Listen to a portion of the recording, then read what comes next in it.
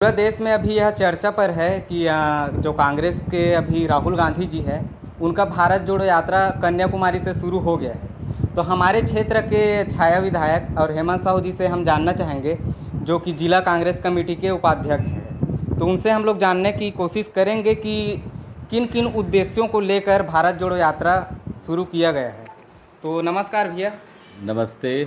झापड़ news channel वाले सुरेश साहू जी को मेरी ओर से सादर नमस्कार। भारत जोड़ो यात्रा अभी प्रारंभ हुई है हमारे राहुल जी के नेतृत्व में।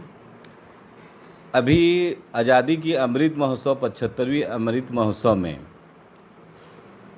देश की आज़ादी की 75वीं वर्षगांठ को याद करने के लिए पद यात्रा निकाली गई थी।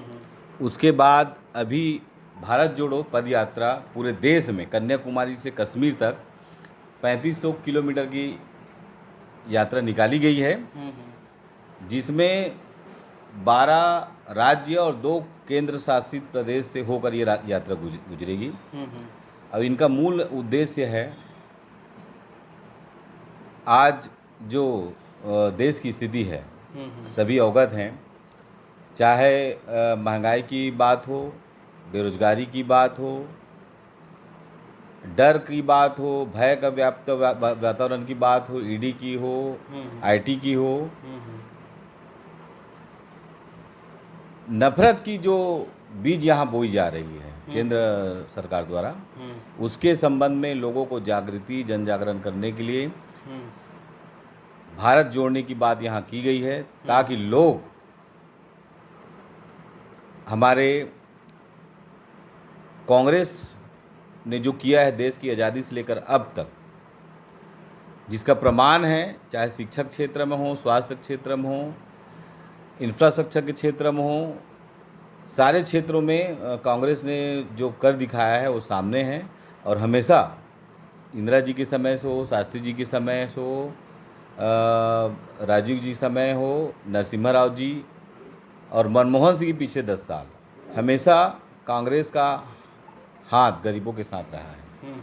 इसको लोगों को बताने के लिए भारत जोड़ो यात्रा प्रारंभ की गई है, और मूल उद्देश्य महंगाई के खिलाफ और मोदी जी की नफरत के खिलाफ है।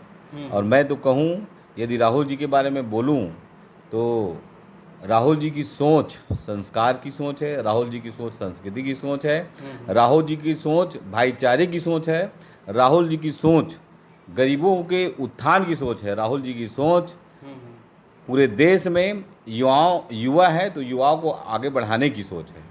और इसके विपरीत यदि मोदी जी की बात करें तो मोदी की जी सोच सिर्फ और सिर्फ अपने चंद बड़े बड़े उद्योगपतियों को उनका कर्ज माफ करना है, यहाँ देश से उनको भगा देना है। उनका एक ही उद्देश्य है, और देश में डर भय का वातावरण, ईडी, आईटी, सीबीआई।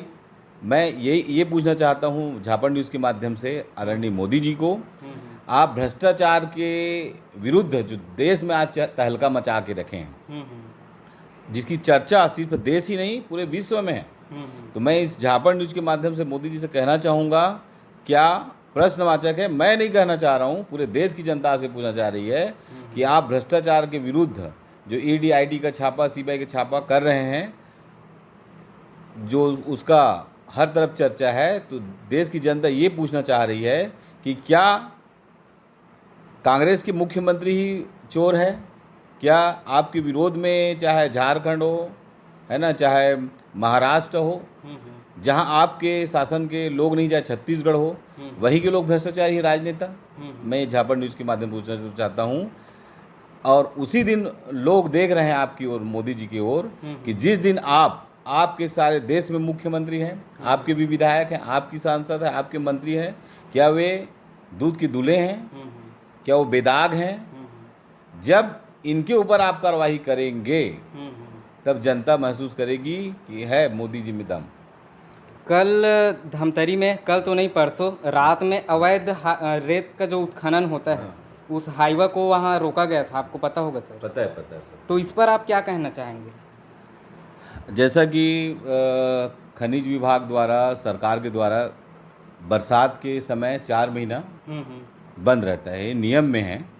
और इस स्थिति में यदि अवैध खनन किया जा रहा है तो इसकी जितनी बुराई किया जाए कम है।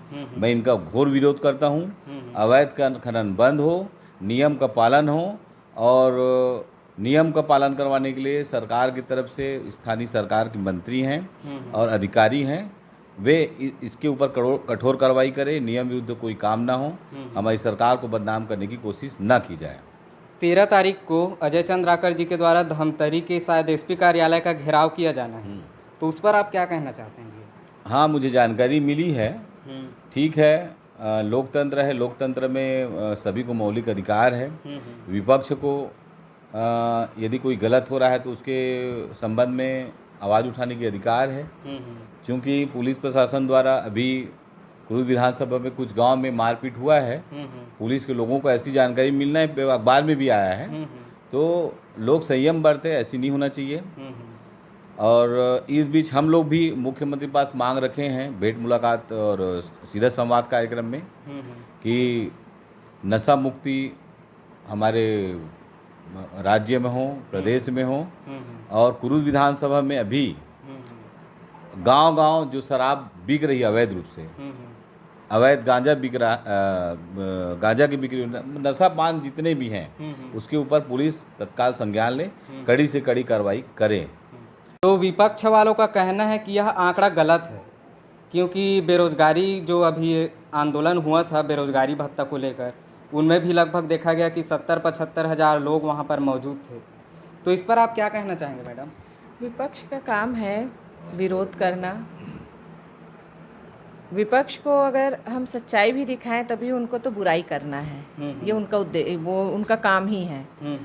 आपने देखा होगा जब से भूपेश भैया की सरकार आई है, कांग्रेस की सरकार आई है, आपका शिक्षा विभाग में ये 16,000 वैकेंसी निकली है, अभी 10,000 और निकलने का है।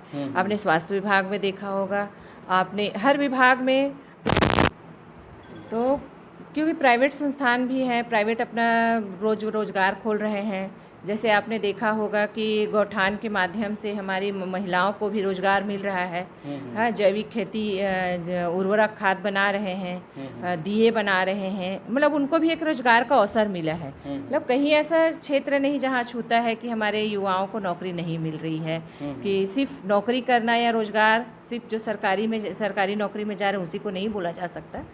प्राइवेट जो अपना कर रहे हैं, व्यवसाय कर रहे हैं, या इस समूह के माध्यम से जो कर रहे हैं, ये भी तो एक रोजगार का ही माध्यम है। तो हमारे मुख्यमंत्री जी ने युवाओं के लिए, हमारे बेरोजगारों के लिए बहुत अच्छा कार्य किया है, और जो आंकड़ा आपको मिला है बिल्कुल सही है। धन्यवाद। तो आप हमारे, मतलब आप दोनों हमारे क्षेत्र के एक वरिष्ठ कार्यकर्ता हैं, तो आप लोगों से मेरा एक और निवेदन है सर और मैम, कि जो नरवा गरवा घुरवा जैसी जो प्रभावकारी योजना छत्तीसगढ़ में चला रही है छत्तीसगढ़ सरकार, वैसे ही एक योजना आप किसान के हितकारी जो धरसा निर्माण है उस पर भी चलाए। क्योंकि काफ़ी जगह, मतलब यहाँ हसदा है, करेली है, मैं काफ़ी जगह गया हूँ, तो वहाँ पर आज भी लोग जो है खाद जिसको बोलते हैं उसको बारिश के दिनों में सिर पे लाद कर तैरते हैं सर। तो इस पर भी मैं चाहूँ कि आप आगे कुछ बात करें, इस पर क्या राय है सर आपका? बहुत बढ़िया आपका क्वेश्चन है एडिटर महोदय। चूँकि भूपेश बघेल जी जैसे ही सरकार में आए हैं और तब से जो उन्होंने नए नए कॉन्सेप्ट चुना, वाकई में उनकी जितनी तारीफ की जाए कम है। चाहे नरवा गरवा घुरवा वाली योजना हो, चाहे गोबर खरीदी की हो, चाहे गौमूत्र खरीदी की हो, युवाओं को रोजगार देने के लिए नई नई योजनाएं सृजित की हो, रोजगार गारंटी के माध्यम से पूरे देश में छत्तीसगढ़ सबसे आगे रहा है। कोरोना काल में भी रोजगार गारंटी के माध्यम से आगे आ रहा है। और अभी युवाओं को उनकी प्रतिभा को जोड़ने के लिए और नई सोच पैदा करने के राजीव मितान योजना का प्रारंभ किया गया। और कई योजनाएं हैं छत्तीसगढ़ की परंपरा को जीवित रखने के लिए। रोका छेका अभियान भी चलाया गया था। कभी लोग सोचते नहीं थे, प्रयास किया गया और प्रयास करने से सफलता मिलती है।